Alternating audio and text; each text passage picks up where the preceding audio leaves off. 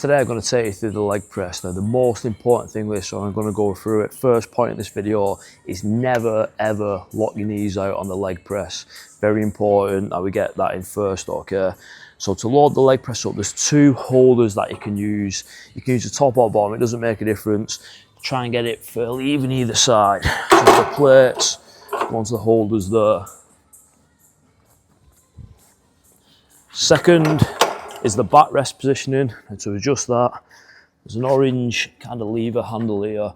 You just pull that out, you can slide it up or down. It may take you a few sets to get used to your positioning, to find out what works for you with the backrest. So backrest set, weights loaded on, we're going to get into the leg press. Now to get in, if you hold the handle here, if you put your feet through first, if you sit on the seat then, feet in position.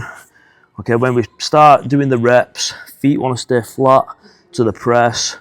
Your bum wants to stay on the seat here. Your back wants to stay on this backrest here, okay? So again, important, never lock out. When you push up at the start, knees are still bent. You've got to twist the handles out to the side.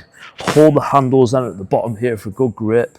Okay, you can rock your head back or leave it forward, it's up to you.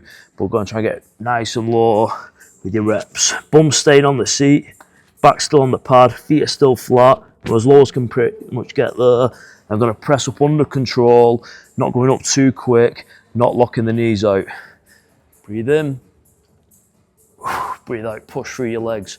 Don't use your hands to push your legs, because you turn it into an upper body exercise then as well. Make sure you keep your hands on the handles, pull yourself in with them, and then you're pressing all through your legs there. When you finish your reps, knees are still bent at the top.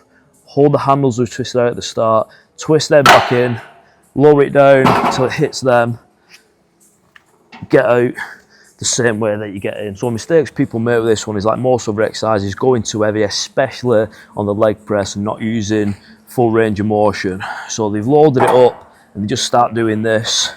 Again, you are shifting some weight, but you're not activating as much muscles as you can.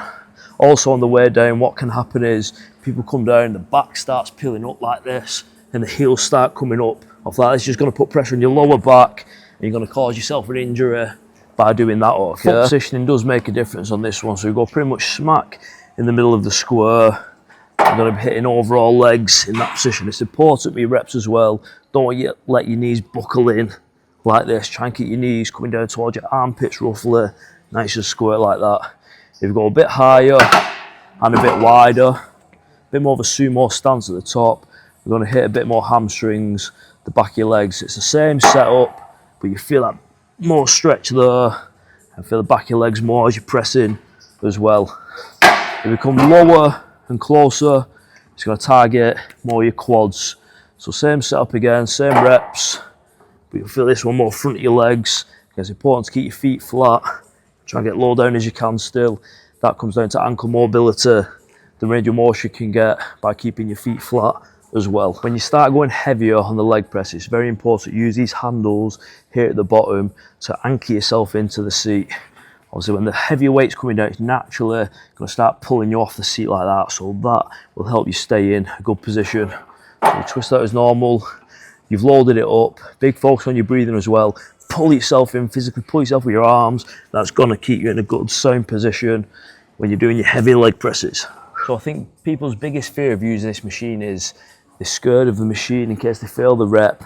That's going to kind of squash them in and fall on them. But as you can see now, I'm going to fail my rep. I'll show you that it will stop in this position.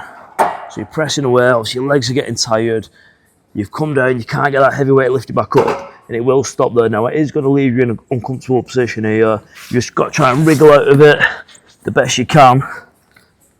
But as you can see, it will stop there. It's never got to come further down than that and fall on you. Another safety feature, if you like, is there is another holder here. So if you are shorter legged or you do start failing your rep, you can get it onto here at the start. So if your legs are short and they can't reach this position, you can try and drop it down to there, which you can reach in a better position then.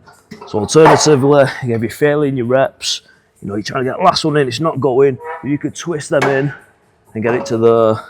Again, that will stop it from coming all the way down. Single leg press is also an option for this machine. Set up exactly the same, Try and keep the leg what's not working down in that position. You've got to be cautious when you're coming down that it doesn't hit your kneecap. I was use a lot lighter weight, but really good for single leg work. Safest way to do it is always just change legs with the clips, so just in case you slip, drop your other leg down, and the same again on your opposite leg.